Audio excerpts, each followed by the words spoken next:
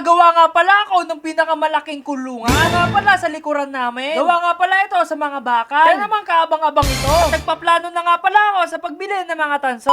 For this video, ito nga pala ay pupunta nga pala ako sa likuran. Dito nga pala sobrang dami kong tanso na hindi pa nababalatan. Tapos meron nga pala napagsabi yung hamster ko ay mukha doon daga. Tingnan nyo naman yung hamster ko, makakatapi kay ganda. Pagpunta ko nga pala sa manukan ay merong mga itlog. Kaya naman kinuha ko na nga pala ito. Dito nga pala iniipon ko na. Dahil nga pala ay magpapasisiw ako. Nung nakaraan kasi mga katampi, lagi ko nga pala ito piniprito. Kaya ngayon susubukan ko nga pala ito ilagay sa incubator. Para nga pala makaroon tayo ng sisiw. Kaya ba gusto nyo din ba ng sisiw? Dito naman tayo sa mga tanso. Dito nga pala sinilip ko yung mga tanso namin. Bali meron nga pala ako dito nakakitang magnet. Bali nga pala mamagnetin ko nga pala lahat ito. So wala naman dumidikit mga katampi, kaya naman goods yun. Dito nga pala napag-isipan ko na bumili na lang. Kaya naman gumawa nga pala ako ng price list. Sa palagay nyo mga katampi, okay na kaya ito? Hindi ko pa pala ito pinapaskill. Gusto ko kasi pag-aralan lahat. So balik na nga pala tayo sa kwento. Bali ito nga pala ay bumili nga pala ako ng kakailanganin sa pagwe-welding. Dahil nga pala ngayong araw ay meron ako gagawin na kulungan. Hindi lang basta kulungan nito at sobrang laki ito mga katampi. Kaya naman bumili ako ng mga ganito.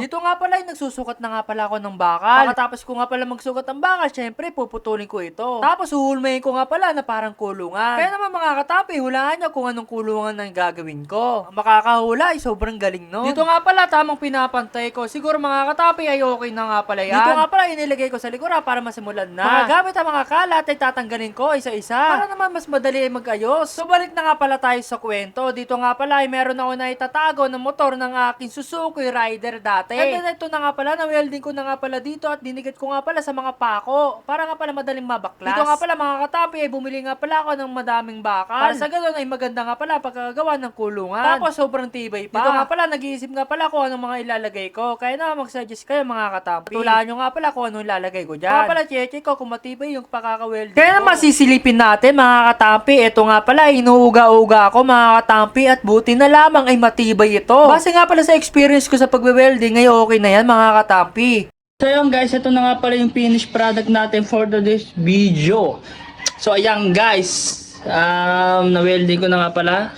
So kulang na lang dito yung bubong and then yung pintuan. Ngayon dito guys, ang ilalagay ko dito ay yung mga tugtungan ng mga pusa, tulugan, akyatan, kalmutan. Ayan guys. Ayun lalagay natin dito guys. And then malapit na matapos to, siguro 2 days na lang tapos na to. Nakakapagod guys. Kakapagod pala gumawa ng kulungan na wala kang alam. Ayan guys.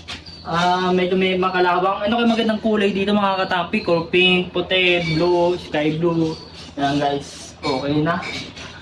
Medyo may kalawang nga lang ito. Medyo luma na to guys. Pero pipinturahan na lang natin. Bubong. Bubong na lang ang kulang at pintuan. The rest, pipinturahan. Pagkatapos pinturahan, lalagyan natin ng mga tugtungan, tambayan, ng mga kapihan, ng mga pusa. So ayan guys. Kaya naman, hanggang dito na lang ang aking istorya. Nawa ay nagustuhan nyo ang aking video. Kaya naman maraming salamat nga pala sa panonood nyo. Paalam!